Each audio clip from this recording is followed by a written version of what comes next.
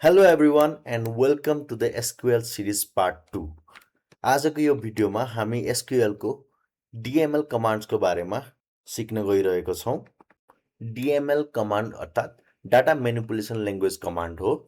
DML कमान्ड्सहरू use गरेर हामीले database table भित्र रहेको डेटाहरूलाई एड गर्न सक्छौं, अपडेट गर्न सक्छौं, डिलिट गर्न सक्छौं र सेलेक्ट गर्न सक्छौं। सिम्पल वर्ड्समा भन्ने हो भने चाहिँ DML कमान्ड्सले टेबल भित्रको डाटामाथि काम गर्छ। फर्स्टमा हामी इन्सर्ट क्वेरीलाई हेरौँ। त्यसको लागि चाहिँ म आफ्नो SSMS मा आइसकेको छु है। सो प्रिभियस भिडियोमा हामीले YT भिडियो भन्ने डाटाबेस बनाएको थियौं र त्यसमा हामीले स्टुडेन्ट भन्ने टेबल पनि बनाएको थियौं। अब त्यही टेबलमा हामी एउटा रेकर्ड इन्सर्ट गरौँ। त्यसको लागि चाहिँ हामी इन्सर्ट क्वेरी युज गर्छौं। सो इन्सर्ट क्वेरी लेख्नलाई चाहिँ इन्सर्ट इन्टु अब हामी टेबलको नेम दिनुपर्ने हुन्छ, स्टुडेन्ट भयो हैन।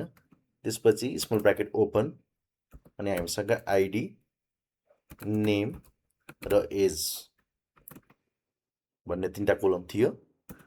अनि अब भ्यालुज लेख्ने, त्यसपछि आइडी दिने 1 इन्टिजर छ हाम्रो डाटा टाइप आइडी को, त्यही भएर 1। त्यसपछि नेम दिने, नेम स्ट्रिङ हो, बारक्यार हो भनौँ, त्यही भएर त्यो सिंगल कोटमा बस्छ। त्यसैगरी एज भनेको नम्बर हो, त्यही भएर हामी त्यसलाई नम्बर दिउँ यता। सो अब मैले यसलाई सेलेक्ट गरेर एक्जिक्युट गरेँ भने हाम्रो कमान्ड एक्जिक्युट भयो।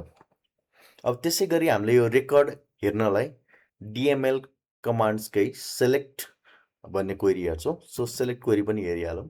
त्यसको लागि चाहिँ सेलेक्ट एस्ट्रिक फ्रम स्टुडेन्ट गरेर मैले यसलाई एक्जिक्युट गरेँ भने हाम्रोमा आइडी 1, नेम अङ्कित र एज 27 भन्ने एउटा रेकर्ड इन्सर्ट गरेका थियौँ, त्यो आयो।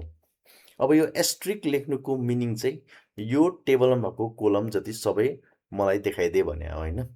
सो मैले चाहिँ यदि एस्ट्रिक नलेखिकन यहाँनेरि आइडी र नेम लेख्या भए मलाई यो दुईटा कोलम मात्र आउँथ्यो यहाँनेरि। सो एस्ट्रिकको मिनिङ चाहिँ मेरो टेबलमा भएको चाहिँ सबै कोलमको रेकर्ड मलाई देखा भने हो हैन। यदि एस्ट्रिक नलेखिकन हामीले स्पेसिफाई कोलम स्पेसिफाई गरेर लेख्यौँ भने चाहिँ हामीलाई त्यही स्पेसिफाई कोलमको मात्र डेटा चाहिँ डिस्प्ले हुन्छ। अब त्यसै गरी हामी अपडेट कमान्डको बारेमा हेरौँ। र फर्स्टमा अपडेट कमान्डको बारेमा हेर्नुभन्दा अगाडि चाहिँ म अर्को फेरि रेकर्ड इन्सर्ट गर्छु यता। सो 2 YT भिडियो, यसको एज चाहिँ 22 राख्थ्यो। सो एक्जिक्युट गर्दै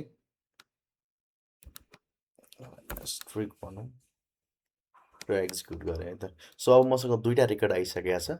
अब अपडेट कमान्डको बारेमा हेरौँ। सो अपडेट क्वेरी लेख्नलाई चाहिँ अपडेट टेबलको नेम दिनु पर्यो, हाम्रो केसमा स्टुडेन्ट हैन। अब म यसमा एज अपडेट गरिदिन्छु है त। So set age equals to 55 भनौँ। अब मैले यो अपडेट गरिदिएँ भने अब यहाँ 2 रोज एफेक्टेड भन्छ। यसको मतलब चाहिँ हामीसँग भएको दुईटै रेकर्डको एज उसले अपडेट गर्यो। त्यो नगर्नलाई चाहिँ हामीसँग एउटा वेयर क्लज भन्ने छ, त्यसले चाहिँ डाटा फिल्टर आउट गर्छ है त।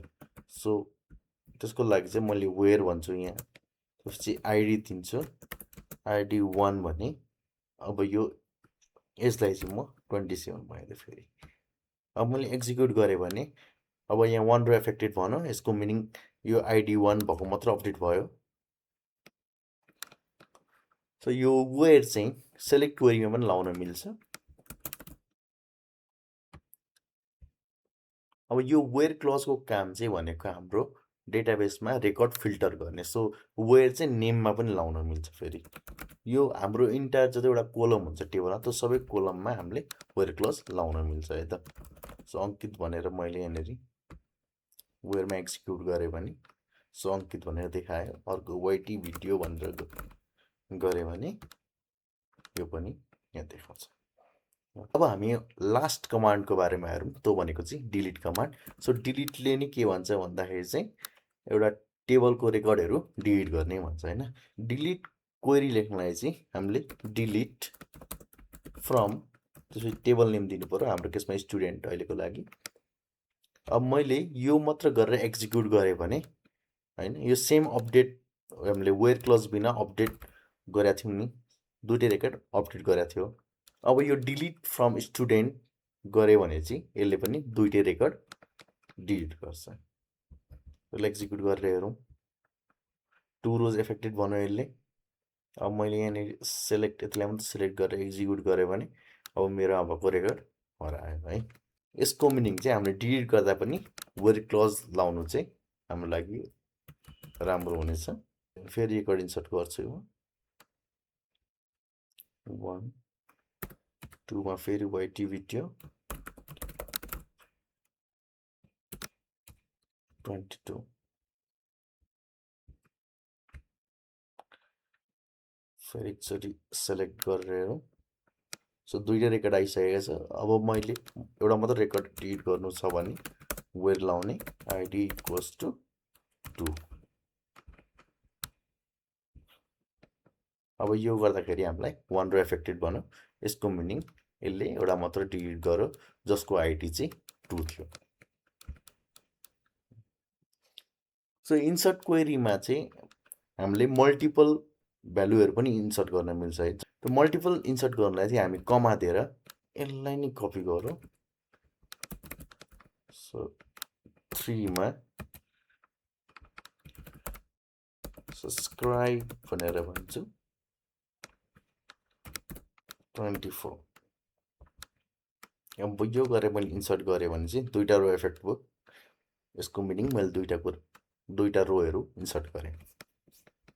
एज यु क्यान सी आजको यो डिएमएल कमान्ड्सको भिडियोमा यति नै। So thank you so much for watching the video. Please like, share and subscribe the channel. Thank you so much.